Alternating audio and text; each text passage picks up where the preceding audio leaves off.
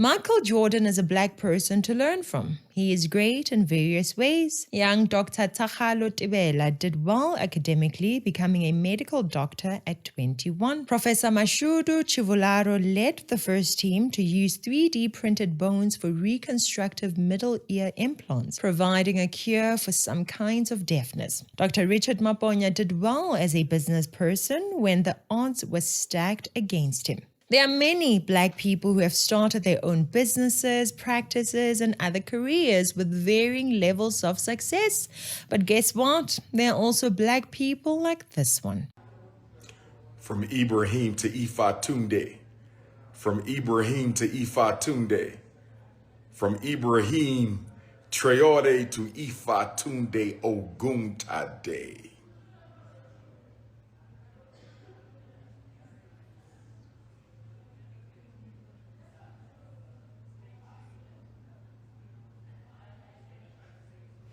Unconktuwi Sizwe, Spear of the Nation. All Pan-Africanists to your stations. The independent struggle for the African race has begun. Oguntade. For some reason, people like this one appeal to a lot of black people. The worst of us, the most divisive and hateful people on earth. Those are the ones that many of you, my brothers and sisters, are willing to look up to. Though you are 81% of the population, is very similar to what to American brothers and sisters suffer across the pond in the United States. A lot of what they do here, they do to us. And a lot of what they do to us, they do over here. This is Umar Johnson, a racist from America. He's an Umkhonto weSizwe fan, and he's supporting the MK party lies. Brothers and sisters, there's a lot of wars that have to be fought in South Africa. There's a lot of wars that have to be fought across the continent. There's a lot of wars that have to be fought across the diaspora. I was in Belgium not too long ago. And I bring you revolutionary Pan-African greetings from your African brothers and sisters in the belly of the beast in Belgium. I wonder what he gets paid in order to come all this way to share this nonsense. I was in London a few weeks ago at the Oxford Union debating the father of Elon Musk, Mr. Errol Musk, on neocolonialism in Africa. I bring you revolutionary greetings from your African brothers in the UK. I was in Toronto, Canada not too long ago, where they're standing strong against the forces of racism throughout Canada. And I bring you revolutionary greetings from your brothers and sisters in Canada. I was in Guadeloupe and Barbados and Bahamas and Jamaica not too long ago. And again, I bring you revolutionary greetings from your brothers and sisters across the Caribbean islands.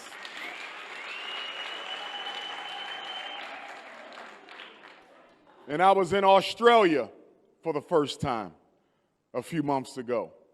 And I bring you revolutionary greetings from your African brothers and sisters in the land down under in Australia. Brothers and sisters in South Africa, you have to recommit yourself to the liberation of not only South Africa, but the entire mother continent. And as you fight this war against neo-apartheid, because that's exactly what it is. Apartheid never fell. What happened on April 27th, 1994 was a dress rehearsal for the new apartheid. How can apartheid be over when 40% of black women in South Africa are unemployed? How can apartheid be over when 47% of black youth in South Africa are unemployed? How can apartheid be over when 71% of all managerial jobs in South Africa are still under the control of white people? How can apartheid be over? Spreading rubbish to our young people. Here he is talking to people even younger than those you just saw in that hall. The last thing I want to talk about is knowledge of self as African people. You know the history of apartheid. I don't have to give it to you. I'm sure you heard of the history of the civil rights and black power struggle in America. I don't have to give it to you. Imagine that. Foolish talk coming from this American fool. He's telling our young people that they are victims of white people. Meanwhile, those children are sitting in an ill-equipped classroom that they were given by the ANC. Look at that chalkboard in that classroom. So small and sitting on broken tables. Is it the fault of white people that the ANC did not build a decent school for those children? Tell us, whose fault is it that they have such a small chalkboard? Whose fault is it? There's white people all over this world, and they think the world belongs to them. Which white people are those? The white people that I give 5 rand to at the mall for guarding my car? The white people that I give bananas to at the traffic lights? The white people who offer to cut our grass?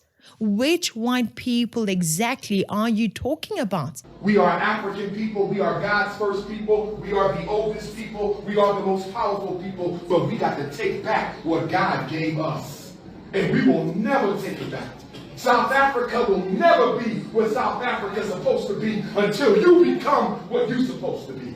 The fact is, people are not your enemies based on their color, but based on their deeds. We do not judge a book by its cover. This man wants our people to think just like him. He is racist and he wants all of us to join him.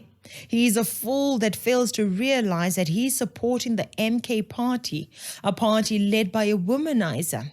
A corrupt man who was a president of this country for almost 10 years until the party that appointed him to be president removed him from office because of his corrupt relationship with the Guptas. Zuma resigned from being president because he was dirty. Zuma failed to build decent classrooms for those students. Zuma's corruption took money from black farmers, black learners, black business people. So really, what are you talking about, Umar? Today, Zuma has a new party and they invite you to come and preach to our children because they know you are the best candidate to preach racism and division. The fact is, the reason why our people suffer in this country today is not because of apartheid. It is because of the incompetence of the ANC. And by the way, the MK party you're supporting is just a different version of the same ANC. It's okay to have fun, but there's a time to play and there's a time to get serious. There's a time to have fun and there's a time to fight. When apartheid fell in 1994, I watched it on the television in America. I was happy. I said, my brothers and sisters in South Africa, they finally going to get their freedom. Only to find out years later that it wasn't a real freedom. It was a mockery of freedom. Our people do not suffer today because of apartheid. It is because of the corruption of the ANC.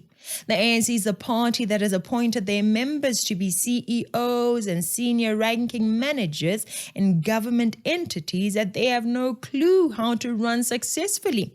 Those ANC puppets turn around and give contracts worth billions to connected ANC business people instead of black people who deserve those contracts and would use the contracts to actually get the job done while improving the lives of other black people through employment, infrastructure, and service delivery. Instead of those, the ANC Comrades appoint a few people who overcharge for services rendered to the government and pocket the rest of the money, loads of the money. Meanwhile, people die from cholera that could have been avoided if Edwin Sodi had simply built the Rooiwal water sanitation facilities. Black auditors are being murdered by black people trying to protect black tenderpreneurs who are looting state funds.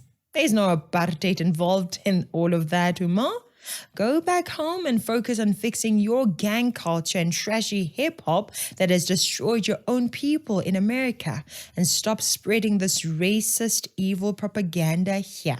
When you marry a white woman, you are investing in white supremacy. Correct. But I would say, listen, your wife is white.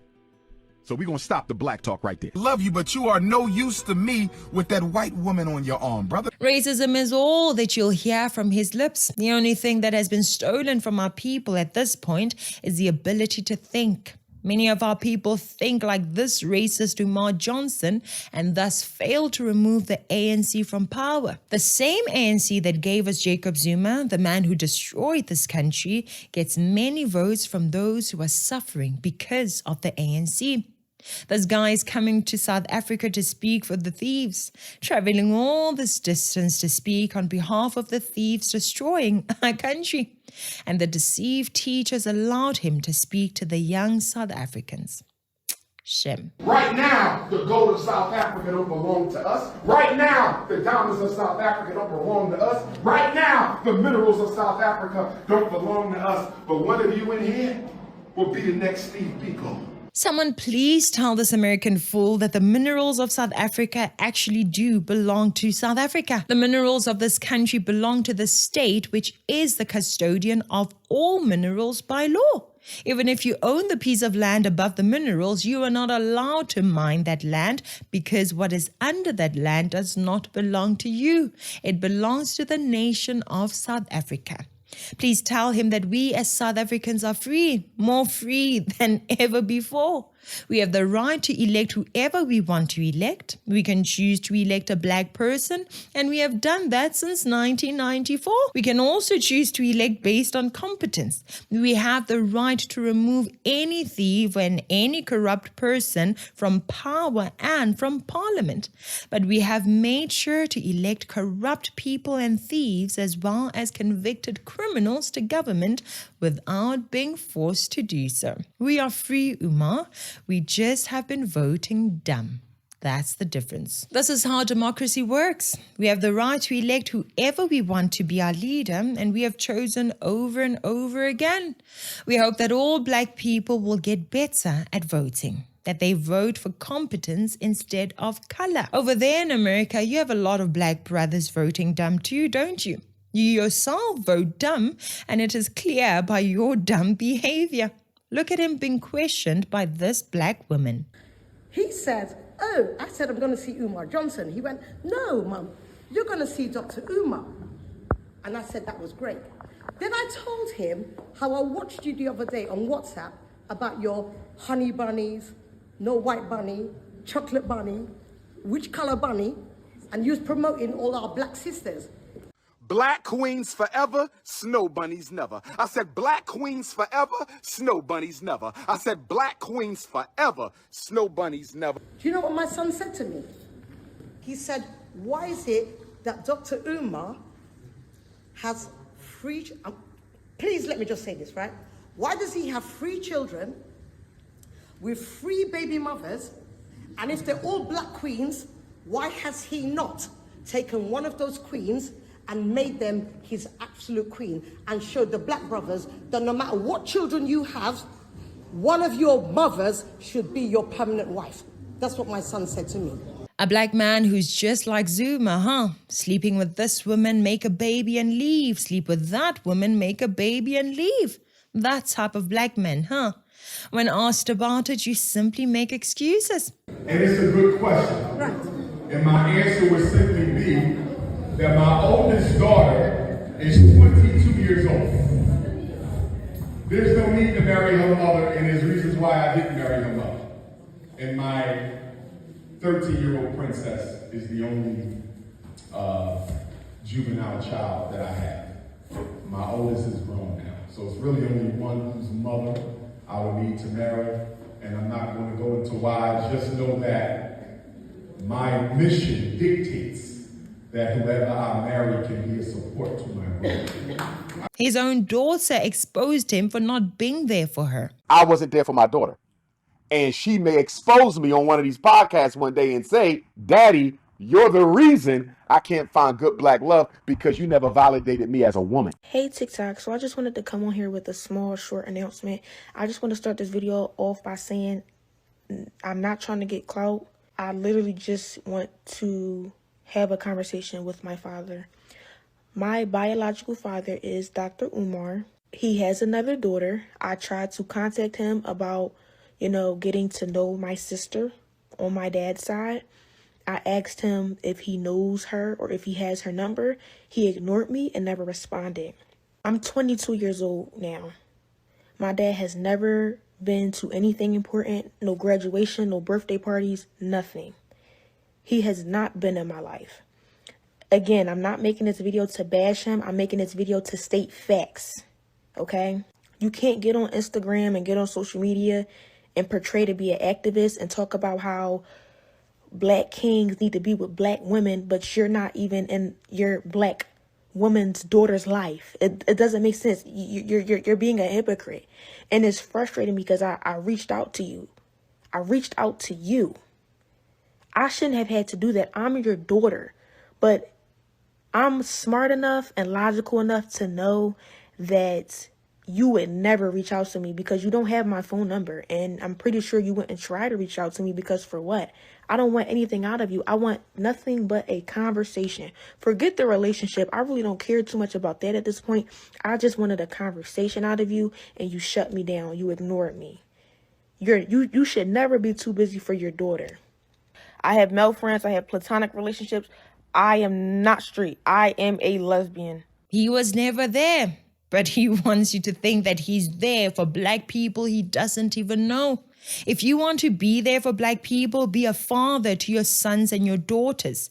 Be a father to more than your sons and daughters. Don't go out into the world preaching nonsense that destroys instead of building, because so far you have been a destroyer. But you can change and start building. Any man that makes babies and leaves is a destroyer. You took advantage and destroyed a woman who probably trusted you. You took advantage of women that grew up with no love in the home. You took advantage of women and created a broken home. You created women-headed homes. You have been a destroyer of your race, and it is time to stop it. When you come to Africa, tell our people to stay away from your American black culture. Tell our people to build strong homes because strong families with fathers and mothers make strong communities, and strong communities make strong nations. Start there instead of blaming imaginary enemies. One of you in here will be the next Chris Hani. One of you in here will be the next Robert Sobukwe. You got to be. Because it's not enough to just go to college and get a good job and get a nice house and drive a nice car. It's not enough. God didn't put you here to have fun. God put you here to make this world better than the one you entered. What I want to know is why this man is being allowed anywhere near children to speak hatred and lies to their young minds. Our country needs unity, not further division. Our country needs peace, not hatred. In this country of ours, we have black people who vote for the ANC, MK, and EFF regardless of the results it yields. But we also have black people who vote based on what works for them and their families. Many black people in this country vote for other parties and they're happy. It's not because the political party they're voting for is right, but it is because the policies that those parties are implementing are better for the people than the policies of the Zumas and the ANC. Guys, please help us reach more people to counter this evil, divisive message. Please invite me to your churches, invite me to your schools, invite me to your communities. And please invite others like me to your communities so that we can fight the message that comes from these people. There are people who work for darkness, and Umar Johnson is one of them. We will fight such people wherever they raise their heads. Anyway, that's it for today. You can reach us via email at info@citizenconcerned.co.za. Thank you so much for watching. I'm Thakgalo. This is Citizen Concerned. And until next time, beware of the comrades.